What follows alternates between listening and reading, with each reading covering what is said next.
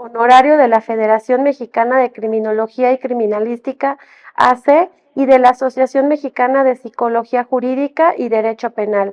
Ha dictado más de 325 conferencias nacionales e internacionales. Es el autor y coordinador del libro de salud mental forense, publicado por Tirán Lo Blanche, México, en 2020, y ha sido el único psiquiatra forense mexicano galardonado con el Lifetime, bueno, es un nombre muy largo, en el 2022 y 2023. Se le otorga el premio Ramón de la Fuente en el campo de investigación clínica. Bienvenido, doctor. Y bueno, pues gracias nuevamente por la invitación a este congreso. Y pues bueno, espero que lo que charlaremos ahorita en estos minutos sea de su agrado. Me parece que la disciplina de salud mental forense en el ámbito internacional ha tenido distintas acotaciones. Ahorita ahondaré un poco al respecto. Pero en México, el punto medular que hemos querido dar a entender, sobre todo es el embrincado de algunos equívocos que han existido en interpretaciones dentro del derecho y dentro de distintas áreas del conocimiento. Y en realidad, el punto crucial dentro de la propia relación entre salud mental, disciplinas afines y el derecho en las ramas distintas que ocupan, periciales, opiniones, etcétera, pues puede ser prácticamente un entendimiento equívoco por la falta de comunicación acertada, pero también pueden llegar a hacerse consideraciones equivocadas, ¿no? Establecer incluso falacias, mentiras, aterrizajes incorrectos de un entendimiento de algún proceso, porque no se logra concatenar el avance que ha habido en ambas ramas, ¿no? Y me refiero a todas aquellas que se dedican al ámbito de las ciencias médicas, de salud mental, de las ciencias en general y a todas las ciencias jurídicas. Porque finalmente el hecho de tener estos diálogos que pueden llegar a establecerse en un actor pericial o en alguna consulta o incluso en un parlamento abierto, como podría ser en el ámbito legislativo, pues quedan en ciertos sentidos un tanto en charlas al aire y en un lenguaje estéril por no tener una reflexión a profundidad de los cambios que tiene que haber en el ámbito jurídico y por otro lado, el derecho, ¿no? Como parte de una ciencia viva, va modificándose a partir de jurisprudencias y de la manera en la que se juzgan los casos, aunado a los cambios legislativos que se dan de continuo en nuestro entorno, pues tampoco logra visualizar cómo desde el otro lado pueden haber algunas posturas que hay que ir modificando ciertas acciones, ¿no? Entonces, por eso la propuesta de hablar en esta ocasión de las falacias epistemológicas desde la salud mental forense. Y bueno, pues antes yo ponía solamente alguna diapositiva de conflictos de interés, ¿no? De que no tengo conflictos de interés de la charla, pero bueno, pues hoy me parece muy importante aseverar que sí, lo que han dicho que soy, ¿no? Soy psiquiatra, soy doctor en ciencias, soy general, que estoy certificado actualmente, porque es muy lamentable que nuestro ámbito está plagado de repente de praxis equívocas, desde invadir acciones en las profesiones, como incluso suplantar alguna profesión, ¿no? Lo cual me parece también tenemos cierta corresponsabilidad al no entender que necesitamos aseverar que quien tenemos enfrente, ya sea para una pericial, para una consulta clínica o para cualquier actuar, pues tenga las credenciales mínimas necesarias para poder actuar. Hace ya muchos años, y estoy hablando pues, prácticamente desde antes de la pandemia, en 2018, en el Instituto Nacional de Psiquiatría empezamos a formular qué sería salud mental forense, ¿no? Y por ahí hay algunos capítulos que publicamos al grupo de investigación al que pertenezco, pues algunos esbozos de lo que plantearíamos a posteriori y que tuvieron a buen puerto llegar en el 2020 a esta publicación del libro de salud mental forense, que reunió a distintos investigadores y a distintas visiones, y que tuve el privilegio de escribir y de conducir. Y es desde ese momento que consideramos que la salud mental forense debe de verse como una rama de la salud mental pública, es decir, parte importante de la investigación en nuestro país con una visión muy clara de inter y transdisciplina, porque si bien es cierto el conocimiento dentro del área de las neurociencias y de las ciencias de la salud que están involucradas en el estudio de la salud mental ha ido avanzando a pasos agigantados en algunos aspectos, pues el quedarnos aislados no nos conduce a nada positivo y por el contrario, no logramos realizar la misión para la cual estaríamos encaminados. Y es por eso que la salud mental forense considero necesita esta visión interdisciplinaria para trabajar no solo con las ciencias médicas o las ciencias de la salud, sino con ciencias forenses, jurídicas y filosóficas. Hay quien me ha reclamado un tanto que he colocado forenses aparte de jurídicas, pero me parece lógico por una simple y sencilla razón. El hecho de que las ciencias forenses son parte de todas estas auxiliares del derecho, pues divide un tanto aquellas jurídicas que se enfocan en análisis, en argumentación y en el gran trabajo que hacen distintos juristas destacados a nivel internacional, como lamentablemente quien acaba de fallecer hace poco, el doctor Roxin, un gran penalista, ¿no?, alemán, que pues, lamentablemente aquí en México no le hicimos mucho caso y espero eso modifique a posteriori, pero que fue una influencia muy importante para el ámbito del derecho penal internacional. Entonces, pues hemos tratado de definir que sean esta visión para poder elaborar propuestas de investigación en todos estos ámbitos en donde nos interrelacionamos estas disciplinas. Y es que si no, vamos a seguir como el mito de la caverna, ¿no? En la praxis, en la cotidianeidad. Un perito, un abogado, un postulante, un sea público, los jueces, todos los actores procesales, pueden llegar a tener una muy breve idea o conocimiento general de cuál es el actuar que tiene que tener un perito en el ámbito de la salud mental al involucrarse en las distintas ramas del derecho. Sin embargo, al no entender correctamente a qué nos referimos con algunos términos o incluso al no precisar a qué nos referimos con ciertos avances o con ciertas posturas, pues entonces dejamos de lado el entendimiento correcto y el aterrizaje para una pericial y dejamos a todos aquellos actores procesales dentro de la cueva cuando en realidad podríamos tener un diálogo para que ambos pudiéramos salir y dejar de ver sombras y realmente considerar que lo que tenemos que avanzar es un conocimiento en conjunto.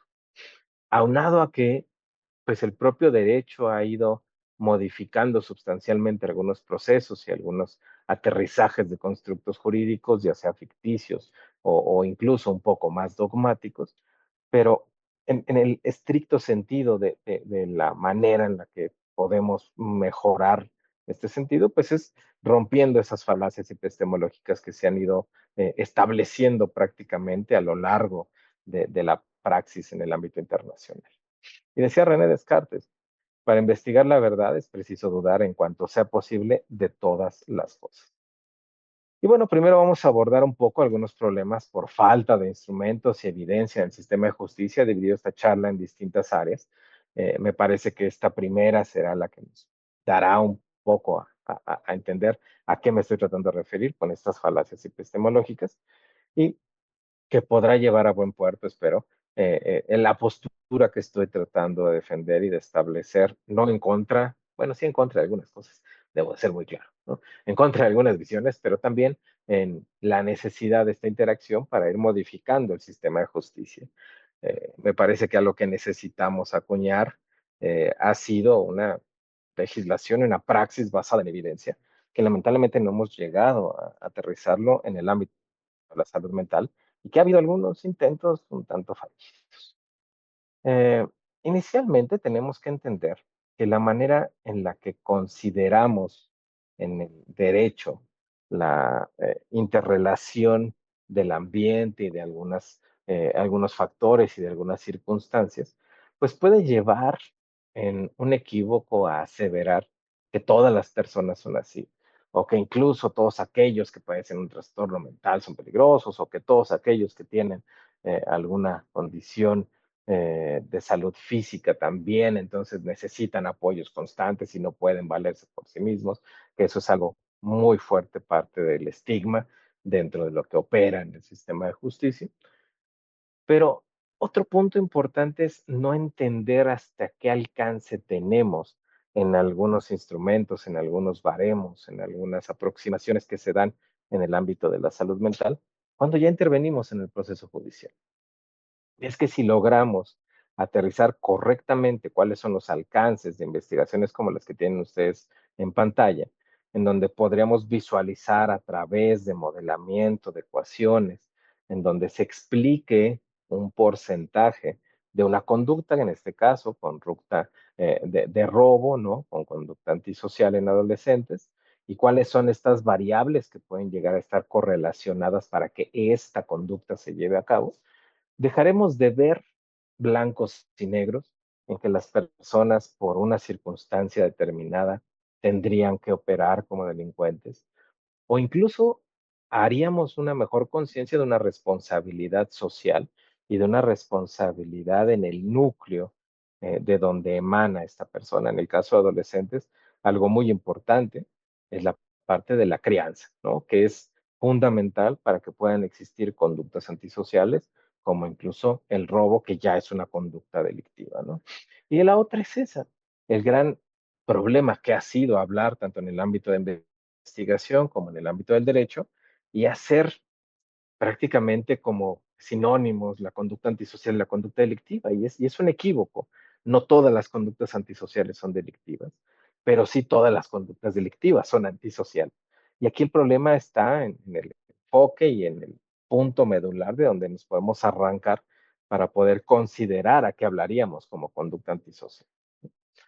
Otro punto también es la necesidad de tener instrumentos diseñados ex profeso para el contexto jurídico, más allá del gran problema que a veces en discusiones un tanto bizantinas nos aterrizamos los que nos dedicamos al ámbito de la salud mental en las tesis o en las disertaciones o en los congresos, etcétera, en donde decimos, no, pero es que ese instrumento no está validado en población privada de libertad o no está validado para ver, o sea, sí me parece que considerar que no hay una aproximación adecuada puede ser muy importante de modificar, sobre todo para tener adecuadamente estos puntos de corte en algunas poblaciones en específico. Pero si no nos aterrizamos en el proceso que tiene nuestro derecho, como es en el ámbito penal, en el ámbito civil, difícilmente vamos a poder, los que nos dedicamos al área de la salud mental, proveerle al derecho instrumentos adecuados. ¿Por qué? Porque estaríamos simple y sencillamente tratando de concatenar lo clínico con la parte que está de personas privadas de libertad. Y eso puede llevar a un equívoco en interpretación de ciertos datos. Por eso me parece fundamental que el diseño de instrumentos no solamente se enfoque en si fue validado o no al interior de un centro de reinserción social, si fue validado o no con población privada de libertad, o si fue validado o no con población, personas que ya compurgaron alguna sentencia y están en libertad, sino también adecuarlo a los procedimientos. Y eso pasa todos los días en el derecho penal en México ante la modificación que fue el sistema penal acusatorio y la introducción del entendimiento de riesgos procesales, que al día de hoy, pues no hay un instrumento específico para el ámbito nacional, a pesar de que tenemos un Código Nacional de Procedimientos Penales, y eso ha ido dejando de lado que la evaluación de riesgo procesal, los jueces ya no la ocupen o la descarten, porque cada estado, cada USMECA, cada centro de atenciones externos al juicio o a la par del juicio, depende el Estado como le nombran, ya sean las unidades de medidas cautelares, supervisión de proceso o estos servicios auxiliares al proceso o de procesos a la par, eh, pues cada quien hace a su leal saber y entender, ¿no? Esa frase que a mí la verdad no me ha dejado nada en la vida, porque el leal saber y entender puede estar cargado de sesgos, ¿no? Y es mucho mejor tener un entendimiento y un aterrizaje correcto para hacer un procedimiento adecuado, llevar a buen puerto con juez, con un jueceo, con baremos, con puntos, para poder tener en realidad un aterrizaje de un instrumento que pueda servir para el derecho al que nos estamos dedicando, en este caso en el contexto nacional. No así en el contexto internacional, digo, me parece que ahí sería muy ambicioso tratar de abarcar todo el contexto internacional, porque tenemos diferencias, ya sea tanto de cómo lo civil law a nivel internacional, como el hecho de cómo se llevan a cabo algunos procedimientos o incluso la tipificación de algunas conductas delictivas. En ese punto, me parece que podríamos profundizar también en el problema en el cómo el derecho lleva a entender la manera en la que los instrumentos pueden aportar evidencia. Muchas veces el hecho de dar un puntaje o de dar algún instrumento por positivo o por la presunción de algún diagnóstico o por alguna situación del estilo, se lleva como si fuera una condición específica y tenemos que ser muy claros los que nos dedicamos a este ámbito. La evaluación clínica es el gold estándar para poder diagnosticar. Los instrumentos nos dan presunciones diagnósticas, nos dan una aproximación, nos dan un acercamiento, pero dar por sentado que se da el diagnóstico per se por un instrumento tropicable o porque se dio algún instrumento en alguna pericial es un equívoco. Como también el gran problema que representa al día de hoy seguir utilizando pruebas proyectivas, que al día de hoy se siguen utilizando en todo el contexto del ámbito penal a nivel nacional. Y no diré yo de otras pseudociencias que, bueno, ahí han estado un tanto en pugna en redes sociales recientemente. Y bueno, ahí dejaré ese problema epistemológico, esa falacia dentro del contexto de los instrumentos de las pseudociencias y de la interpretación. Y vámonos con algo que a mí en lo personal también me ha preocupado sustancialmente, porque en el ámbito internacional ha tenido un auge en algunos países. En México se ha intentado introducir que me parece, digo, en ciertos aspectos muy positivo y en algunos muy necesario de introducir, pero de manera puntual. Pero la manera en la que se pretende llegar a interpretar la neuroimagen en el sistema de justicia, ahí es donde tenemos un gran problema. Sobre todo porque epistemológicamente se está malinterpretando lo que puede otorgar la neuroimagen a nuestro sistema actual. A nivel internacional existen ya muchas investigaciones desde hace algunos años, estoy hablando prácticamente desde inicios de este siglo, a lo largo de este primer cuarto de siglo, del siglo XXI, se han ido proponiendo figuras como neuropredicción, como neuroprevención y todo lo que tenga el prefijo neuro, ¿no? Incluso por ahí ya hay hasta memes de este neurocoaching, no sé, neuro qué, ¿no? Y yo siempre dudo de cierta, con cierta incredulidad de la aseveración científica que pueda tener algo que tiene un prefijo neuro sin que haya algo realmente de neurociencia aterrizada correctamente. Y el problema es ese, que en estas comunicaciones que hacemos, en las que nos dedicamos a investigación, muchas veces pueden ser malinterpretadas por el entorno, ¿no? Y eso pasa constantemente con los medios de comunicación.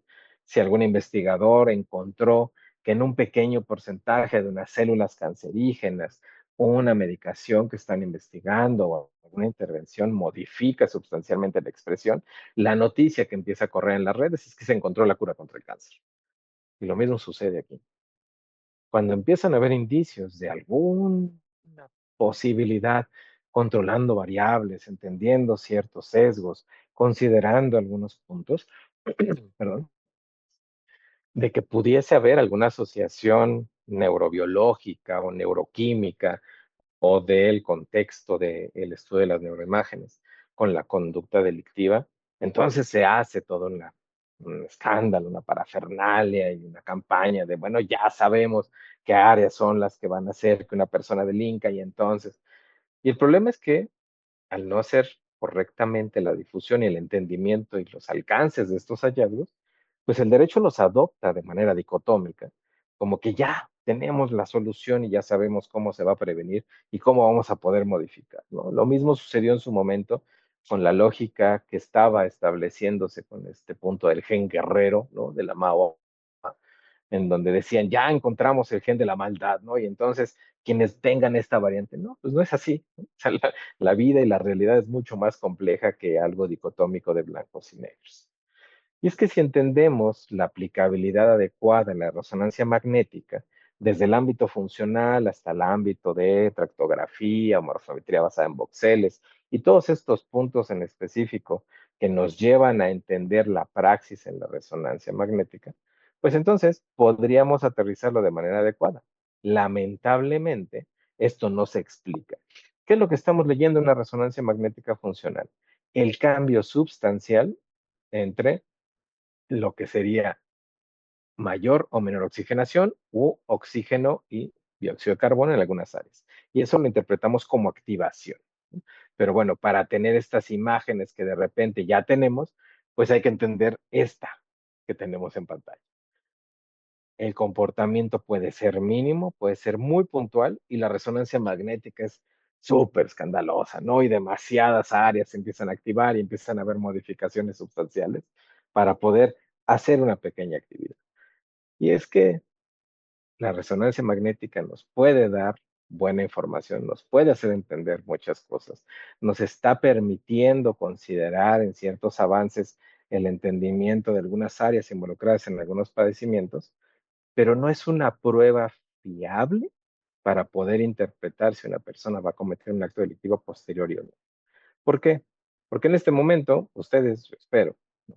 Están escuchándome y están viendo palabras, algunos probablemente estén comentando y pues algunos de nosotros estamos generando verbos. Y si ustedes ven aquí que esta es otra técnica, ¿no? También pues es muy diferente, muy dinámico el cerebro porque rápidamente cambia dependiendo del proceso.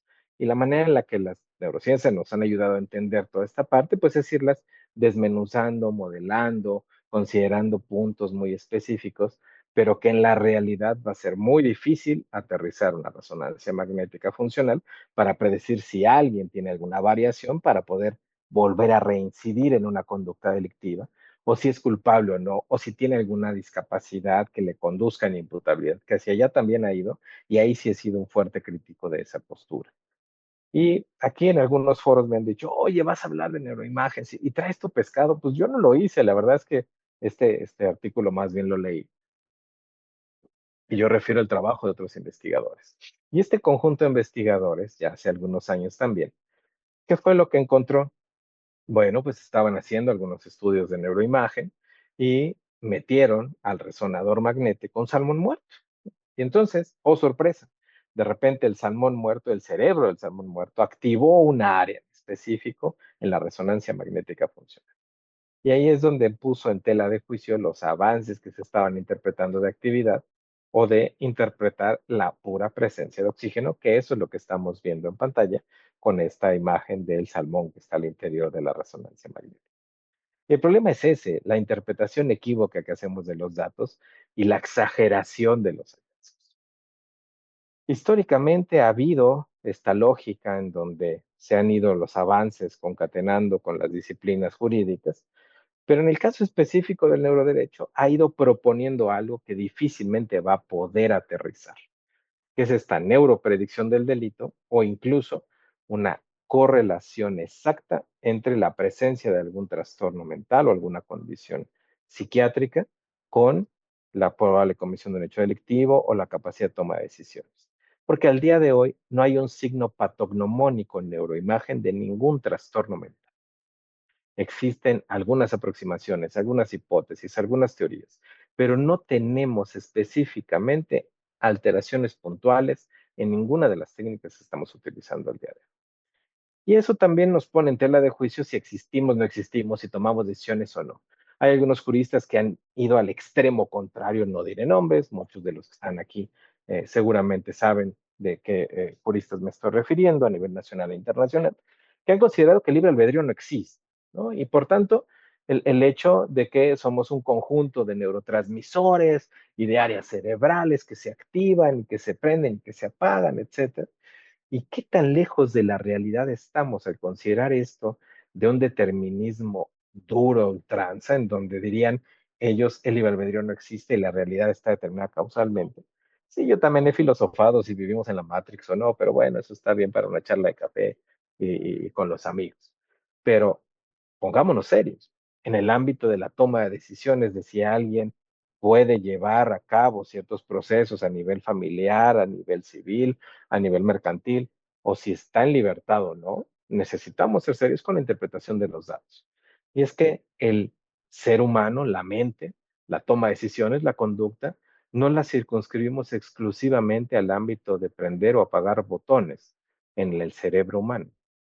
Hay una correlación importante con todo el sistema.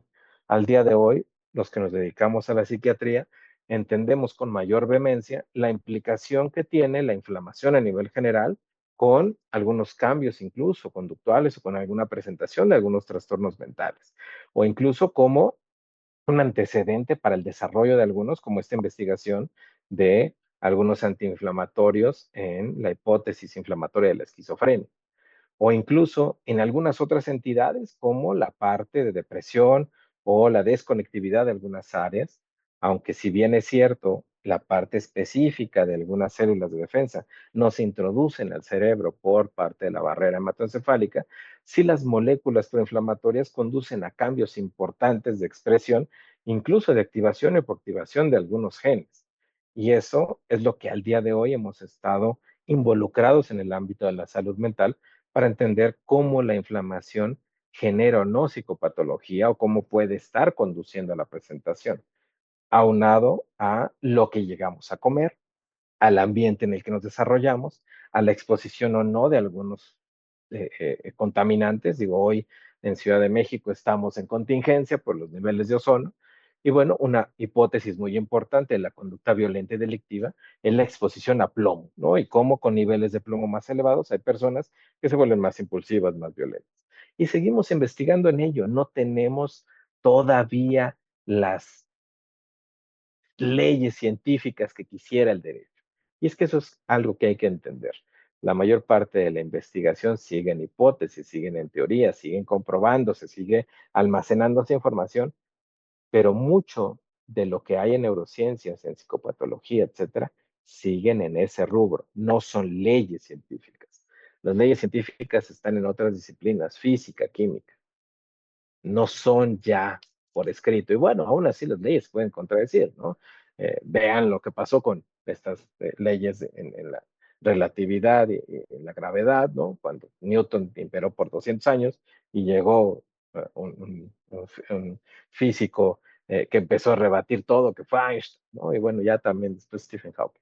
Pero bajo esta lógica, no podríamos establecer que lo que la neurociencia, la neuroimagen pura nos está diciendo va a ser lo que va a imperar en el derecho. En un futuro no vamos a leer neurotransmisores o activación o si tiene más o menos neuronas en algunas áreas para correlacionar con conducta delictiva o toma de decisiones.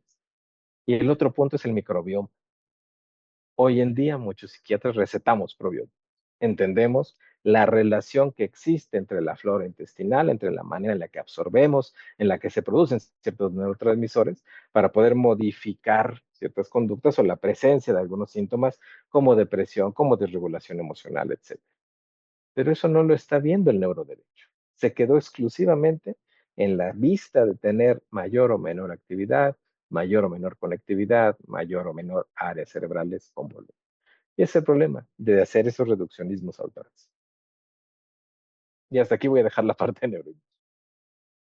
La inteligencia artificial ha sido un boom recientemente en el ámbito general. La inteligencia artificial tiene muchos años con nosotros y en el ámbito de la investigación ha hecho grandes avances y yo podría decir que uno de los más importantes ha sido en el ámbito de la predicción de moléculas, sobre todo en el ámbito proteico, de cómo se pueden llegar a realizar con variaciones muy puntuales en los aminoácidos, modificaciones estructurales y da una proteína completamente diferente con una función muy diferente.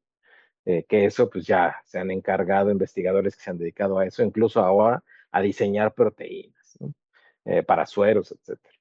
Pero cuando hablamos de inteligencia artificial en el ámbito general, hoy tenemos inteligencia artificial generativa, ¿no? Que nos permite hacer textos, que nos permite hacer imágenes, videos, etcétera. Todavía no llegamos a la inteligencia artificial general. En algún momento llegará. Pero al día de hoy, la inteligencia artificial en el ámbito de la salud se está utilizando para poder predecir cierta posibilidad con indicadores muy puntuales, sobre todo basados en Machine Learning, para poder predecir ciertas enfermedades, ¿no? Y entonces, al día de hoy, cuando se introducen en estos algoritmos la manera en la que se interpretan los datos y los hallazgos que han habido a nivel histórico, para poder aterrizar correctamente si existe o no alguna posibilidad de alguna enfermedad, como lo es incluso el cáncer, que es muy importante de predecir a tiempo, pues bueno, entonces ahí sí ha servido para poder decir, ah, bueno, esta persona tiene esta posibilidad de estar desarrollando un cáncer, entonces hacer acciones preventivas o inclusive de tratamiento. Hacia allá se ha ido dirigiendo la inteligencia artificial en medicina. ¿Qué ha pasado con este rol? Bueno, pues cada vez se ha ido involucrando más en el desarrollo de nuevas drogas, en el desarrollo de protocolos, incluso de investigación sin la necesidad de modelos animales o de modelos con seres humanos. Y ya cuando se comprueba estadísticamente ciertos avances, bueno, pues ya se implementa en seres humanos y se pasa a ensayos con una mayor rapidez de lo que históricamente se ha hecho en la investigación, que puede llegar a tardar hasta 20, 25 años en que un fármaco llegue a buen puerto con seres humanos. Esto ha ido apresurando, pero no se le ha dado la lógica que se ha tratado de imperar. Y al día de hoy, las computadoras siguen siendo dicotómicas, unos y ceros. Esta inteligencia artificial es muy probable que cambie y evolucione, y la manera en la que hacemos investigación cambie y revolucione con las computadoras cuánticas, en donde podamos entender mayor cantidad de datos al mismo tiempo para resolver problemas más complejos que al día de hoy las computadoras con las que contamos para hacer estos cálculos no logran operar. Hace no mucho salió esta investigación que hace, ¿no?, una correlación entre inteligencia artificial, resonancia magnética y predicción de discurso. Y por ahí había algunos meses que decían, ya, se logró que la inteligencia artificial a través de la resonancia leyera la mente. No, a ver, espérense, hay que interpretarla correctamente. ¿Qué es lo que pasó? Se le instruyó, se le hizo un aprendizaje a la inteligencia artificial para que la correspondencia que tenían un grupo de sujetos entrenados, que tenían que pensar y decir una palabra o un conjunto de palabras en un speech específico, como lo que ven ustedes, estuviesen al interior del resonador. Y entonces todo ese conjunto de personas se alimentó con esos datos a la inteligencia artificial. Entonces, cuando iban a articular, había una activación cerebral que podía corresponder a esa palabra. Y entonces ahí se estableció la posible predicción de un discurso, pero eso es con variables controladas. Si yo me meto en resonador y entonces me lo quieren utilizar como detector de mentiras, en este momento no sirve, ¿ok? Porque tampoco sirve incluso el otro, ¿no? Es también otro punto de un error epistémico importante de cómo se utilizan esos aparatos para el polígrafo. Pero bueno, ese es otro canal. Entonces aquí, bueno, pues hay que entender las limitaciones. Esto espero que siga avanzando y que en algún momento tengamos una herramienta eficaz para poder incluso aplicarla en el ámbito jurídico.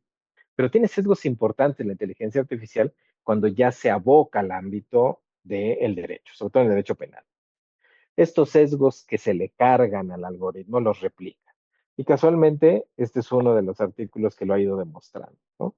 Cuando se cargan cuáles son las áreas y las personas que pueden llegar a ser potencialmente delincuentes y se le carga con algunos datos de algunas bases que están al día de hoy, casualmente caen en lugares donde están población, ya sea latina o población afroamericana en Estados Unidos y con condiciones paupérrimas de vida, ¿no? Y entonces otra vez psicopatologizando el delito y aparte estigmatizando a estas poblaciones.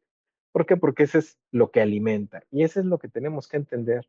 La información que le proveemos a la inteligencia artificial puede estar cargada de sesgo y si no lo interpretamos así, le estamos dando un poder que no va a tener. Y otro punto medular que me parece muy importante, sobre todo por el tema que nos compete el día de hoy, que es salud mental forense, pues es este problema de la interpretación de los trastornos mentales en el sistema de justicia. Y es que, aunque es parte del entendimiento de muchos abogados, postulantes o de actores procesales dentro de las distintas ramas del derecho, que se consideren adecuadamente los derechos humanos y un aterrizaje adecuado dentro de todas estas consideraciones que hay que hacer, muy pocos conocen que existe una Convención sobre Derechos de Personas con Discapacidad y un protocolo facultativo, y que este lo firmó y lo ratificó México y que aparte es un instrumento armonizante y que nos obliga a tener una modificación estatutaria desde la Constitución hacia abajo en todas las leyes que operen algo de personas con discapacidad. Y que de esa convención el corazón es el artículo 12, que es el igual reconocimiento como persona ante la ley, reconociendo que todos tenemos capacidad jurídica en igualdad de condiciones con los demás en todos los aspectos de la vida. Y lamentablemente la operatividad y algunos constructos jurídicos siguen operando con un modelo discriminatorio de personas con discapacidad, porque tampoco han entendido bien que son cinco discapacidades. Cuando se habla de discapacidad, la gente, sobre todo en el ámbito jurídico, considera motriz, visual, auditiva, ¿no? Y entonces hacen ajustes razonables, como dice la convención. Si es motriz, ponen elevadores, ponen rampas, etcétera. Si es auditiva, llevan a alguien de interpretación de lengua de señas mexicana. Y si es visual, entonces es braille, etcétera. De las dos que restan, pocos ajustes razonables hacen. En el ámbito de la discapacidad intelectual, hacen sentencias de lectura fácil, pero es el único ajuste que han hecho. Y en discapacidad psicosocial, que son todo el resto de trastornos mentales fuera del trastorno del desarrollo intelectual, no hay ajustes razonables, no hay un entendimiento adecuado y seguimos operando con figuras equívocas, anacrónicas, que están generando mayor daño. Y es que tenemos que ayudarle a entender al derecho que las personas que tienen un trastorno mental como la esquizofrenia toman decisiones todo el tiempo, no por el hecho de padecer un trastorno mental se les imposibilitaría tomar decisiones. En esta investigación que estamos a publicar, pues bueno, se ha ido demostrando que personas con esquizofrenia, al momento en el que se evalúa con un instrumento adecuado, pues en realidad se tiene una toma de decisiones adecuada porque las dimensiones de la capacidad no son dicotómicas, son cuatro y entre ellas tienen una dimensionalidad. Pero eso el derecho no lo ha entendido. Y la manera en la que lo interpreta es tienes un trastorno mental, entonces o eres inimputable o eres interdictable. Y esa lógica se ha ido rompiendo afortunadamente. Y también la otra es la manera en la que preparamos a los abogados, la que nos correlacionamos, psicólogos, psiquiatras, abogados, científicos forenses, peritos en general, con el derecho per se. Y el problema es que no están actualizadas las currículas dentro del derecho para poder aterrizar correctamente las modificaciones que ha habido al día de hoy de este entendimiento en el desarrollo de un trastorno mental o en la presentación clínica. Esta investigación que en su momento hizo la maestra Marlene para su título, que afortunadamente trabaja conmigo, pues en realidad nos ayudó a entender que los casos que les presentamos a aquellas personas, actores del sistema de justicia, que aquí convocamos que fueran defensores públicos, privados, ministerios públicos, jueces, etcétera, o si trabaja dentro del sistema penal acusatorio, estos casos que desarrollamos para que se pudieran interpretar, pues lamentablemente la percepción es muy equivocada. Se llega a percibir que hay un diagnóstico cuando no lo hay, o se llega a percibir que el tener un trastorno mental es algo peligroso. Y eso es estigma. Y eso ya hemos ido advirtiendo desde hace muchos años que eso es lo que hay que erradicar. Y también esto genera que una persona puede llegar a ser sentenciada y privada de libertad hasta que se cure. Hubo sentencias en el ámbito de la inimputabilidad en donde se consideraba que hasta que se curara o se retirara el trastorno mental podía salir la persona. Pero la esquizofrenia no se cura, el trastorno bipolar no se cura. Y también ahí hay equívocos de interpretación en distintos contextos judiciales. En México no sucede con el trastorno por déficit de atención con hiperactividad, pero en algunos países europeos, como en España, en Portugal, sí se interpreta como una condición para inimputabilidad. Y bueno, me parece que hay un equívoco, ¿no? Y lo que hay que modificar es el entendimiento de inimputabilidad.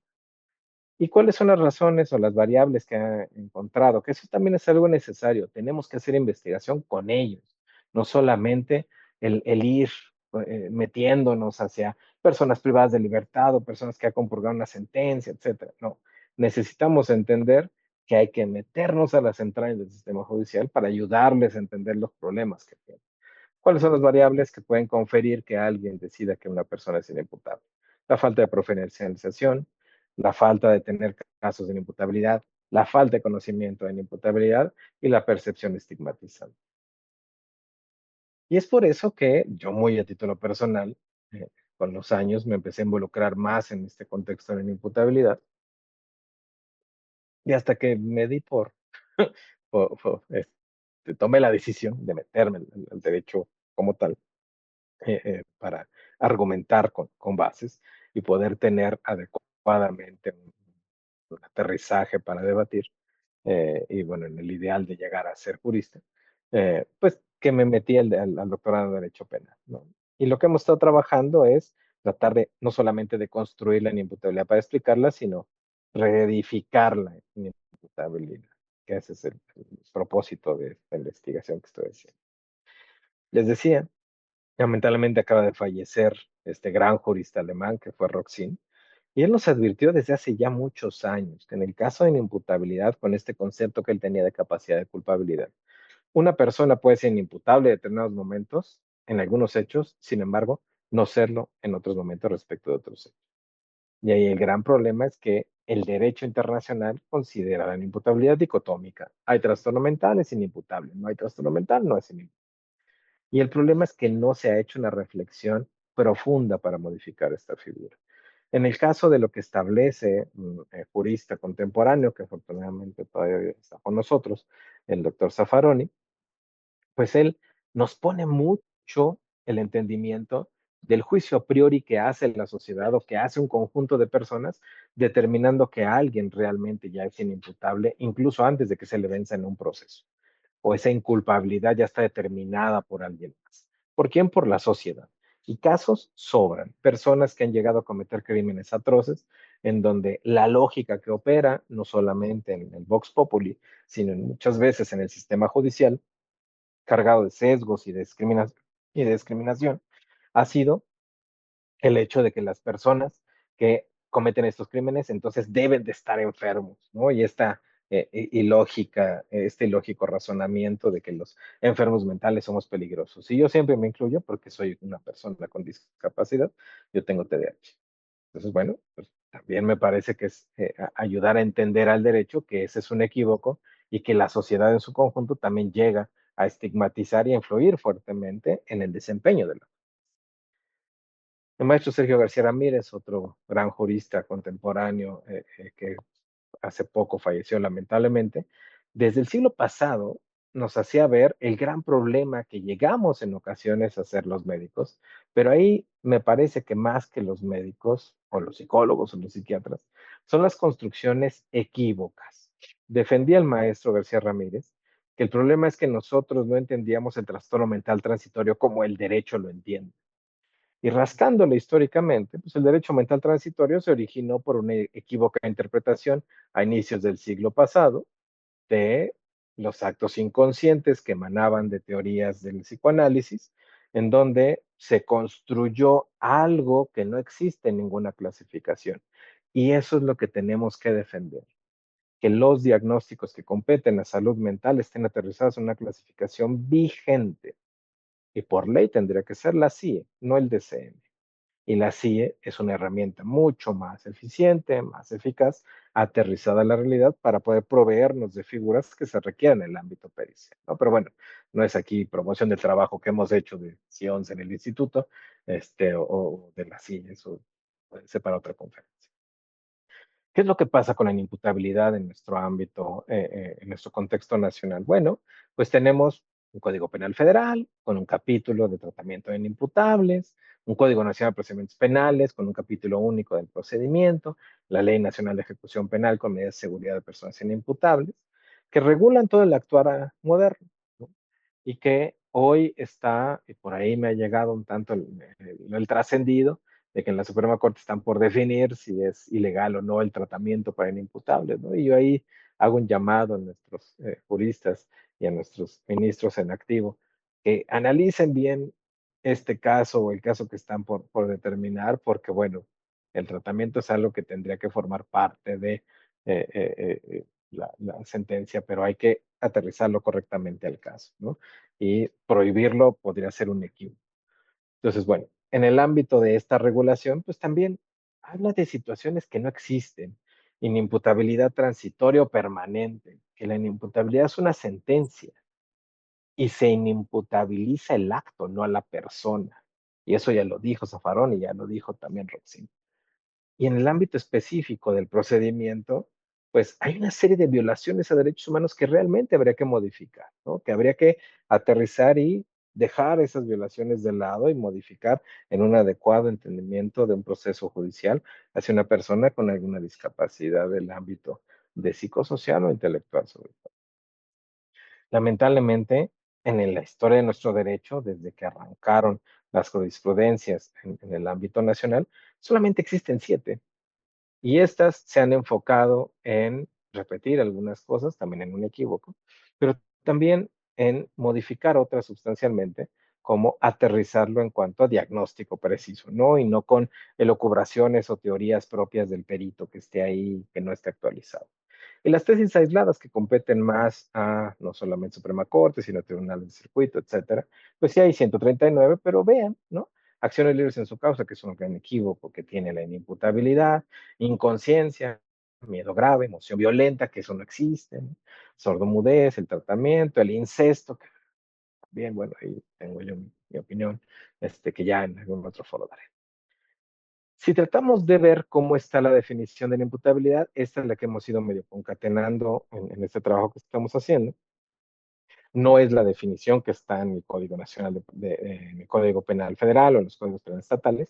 Esta es la que, amalgamando teorías y derecho, hemos ido construyendo para deconstruirla y después hacer una nueva. Esta no es la final. Hemos estado hipotetizando que al día de hoy la imputabilidad es una excluyente de culpa o de responsabilidad delictiva determinada por la incapacidad de autodirección y comprensión de la norma jurídica penal, un equívoco de adelantarlo, derivada de padecer una condición transitoria o un trastorno mental permanente, que también esa visualización permanente o transitoria es un equívoco, al momento de la comisión de la conducta típica antijurídica, que es un delito, siempre y cuando el actor no produjera esa condición o trastorno de forma dolosa premeditadamente, que es a lo que se refiere a acciones libres en su causa, y se equivoca al interpretar a la adicción como una condición para impedir el imputar. Pero bueno, no profundizar en imputabilidad no es el ámbito de esta charla, es nada más un poquito el esbozo, ¿no? Y el punto al que quería llegar. Hay que modificar la estructura de la imputabilidad, como al día de hoy afortunadamente va a dejar de existir en 3 años la interdicción. Ya el año pasado, antepasado, ¿no? Entró en vigor el Código Nacional de Procedimientos Civiles y Familiares a nivel nacional y la figura de interdicción está abolida. Entonces ya no habrá ese procedimiento. Habrá que hacer modificaciones y es cuando los actores que estamos involucrados, psicólogos, psiquiatras, trabajadores sociales, científicos forenses, tenemos que orientar ajustes razonables de proceso ante ya la ausencia de esta figura que era una violación flagrante de derechos humanos, sobre todo el artículo 12 de la Convención, y también a esta lógica de una muerte civil que significaba la interdicción. Pero ¿cómo podemos avanzar entonces en derrocar o en quitar estas falacias? Haciendo investigación, publicando, estableciendo canales de comunicación adecuados. No solamente un foro, no solamente un libro de texto o un libro que, pues, para sacar un libro falta, de repente es mucho el tiempo que se lleva y poco el avance científico y ya cuando salió ya hay otras cosas. Por eso la investigación substancial, artículos, publicaciones, debates formales, son los que pueden enriquecer, ¿no? Y aquí hay alguna muestra. El entender cómo también ha habido un incremento en población privada de libertad con trastornos mentales a nivel internacional, el cómo, en el caso de nuestro contexto legal en México, en el ámbito penal, el padecer un trastorno parafílico no es sinónimo de inimputabilidad, y cómo puede influenciar también el género del clínico, las actitudes que tenemos en la consideración de algunos diagnósticos como trastornos parafílicos, o incluso cómo la parte de los trastornos mentales y la conducta delictiva está asociada de manera equívoca, ¿no? No hay que seguir psicopatologizando el delito. El problema ético y jurídico que involucra el internamiento involuntario y propiamente, pues, cómo la salud mental forense y la C11 pueden dar una nueva visión que se requiere dentro del ámbito de las periciales y del actuar jurídico y cómo los derechos humanos necesitan estar muy anclados para poder entender y hacer una praxis adecuada que no sea violada. bueno, pues yo agradezco mucho el tiempo de la conferencia, creo que me llevo unos minutitos más, espero que no, o espero haber dejado algunos minutos por si hay preguntas o comentarios.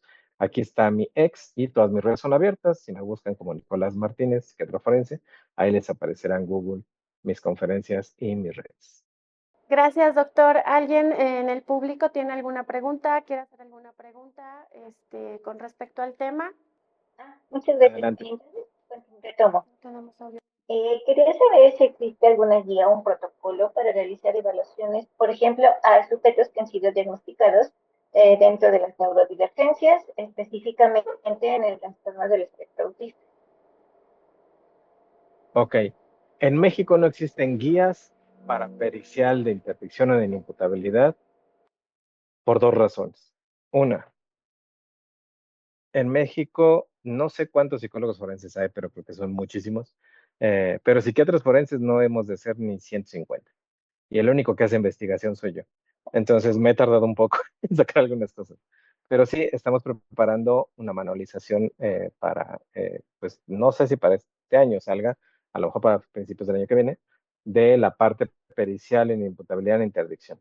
Y en el específico de personas de trastornos del espectro autista, pues ahí no tendrían por qué estar involucrados en la interdicción. Ese es el gran problema que presentó Ricardo Adair, este gran caso emblemático que llegó a la Suprema Corte de Justicia, en el que a él lo interdictan por ser una persona del espectro autista, equivocamente. Y bueno, pues ahora que se derogará la figura, pues bueno, él podrá ya no tener esta interdicción. Pero en el caso específico de personas de espectro autista, como cualquier otra persona con un trastorno mental, al abolirse la figura de interdicción, lo que se requiere es ajustes razonables y apoyos específicos. Es decir, si la persona tiene una necesidad específica para que se le acompañe o se le apoye en el manejo de cuentas, en el manejo a lo mejor de ciertas consideraciones sociales, etcétera, ahí es donde necesitará el apoyo, pero no en una muerte civil como era la interdicción. Y en la inimputabilidad, algo del trabajo que estoy haciendo, digo aquí por tiempo no lo pude presentar, que estoy estructurando es justo como algunos trastornos mentales se han considerado equívocamente parte de la inimputabilidad, como es propiamente las personas del espectro autista. Ellos no deberían de ser considerados inimputables. Propiamente, la inimputabilidad se tiene que circunscribir a alteraciones en la capacidad cognitiva de manera transitoria al momento del hecho, de la comisión del hecho delictivo. Y una persona dentro de los trastornos, dentro de la neurodivergencia, dentro de los trastornos del espectro autista, no tiene alteraciones en la capacidad cognitiva. Tiene alteraciones muy puntuales en ámbitos de lo social o del entendimiento de algunas normas estructurales sociales, pero de ahí a que tenga alguna alteración.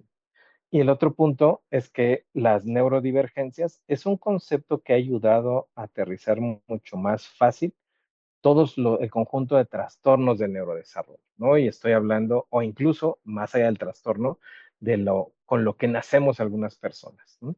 Ya sea déficit de atención, ya sea autismo, ya sea desarrollo intelectual o sobredotado. Y entonces, bajo esta lógica también se ha establecido esta doble o triple excepcionalidad que ha ayudado a entender y a modificar psicoterapéuticamente algunas consideraciones y a que los psiquiatras no medicalicemos completamente toda la parte de la neurodivergencia. Salvo contados casos, como lo es el déficit de atención, algunas personas sí requerirán de psicofármaco, no todas, pero sí todas requieren a lo mejor alguna intervención psicoterapéutica. Entonces, según entiendo, en el caso que nosotros realizáramos alguna evaluación para realizar un dictamen pericial o un peritaje psicológico, lo que tendríamos que tomar en cuenta serían las consideraciones necesarias para cada sujeto que se presente con este diagnóstico y nada más, por la En ausencia el ámbito precisamente de civil, protocolos. Ajá. en el ámbito civil yo les sugiero que ya ni siquiera participen en interdicción. En el ámbito civil, más que un dictamen, tendríamos que ser orientadores o incluso ser parte del sistema judicial para poder hacer, bajo una aproximación de orientación, un apoyo a esa persona en un ámbito específico. En el caso de inimputabilidad, al día de hoy no ha habido modificaciones. Espero con lo que estamos haciendo a posteriori se modifique y se pueda considerar específicamente en las condiciones que estoy planteando. pero al día de hoy inimputabilidad, no hay que hacer correlación de tiene trastorno mental inimputable. Y en otros ámbitos, más allá de una pericial familiar o civil o mercantil, pues ahí sí, sobre todo en el derecho familiar, hay que entender que por razones de tener un trastorno mental, no tendría por qué retirarse la guardia y custodia o patria potestad, porque eso también es violatorio de derechos humanos. De acuerdo. Muchas gracias, doctor. ¿No? ¿De qué? Doctor, le agradezco mucho su participación. Para nosotros fue muy importante tenerlo, aperturar este gran evento y digo, esperamos poder contar nuevamente con su presencia en próximos eventos.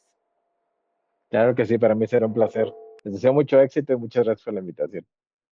Gracias, doctor.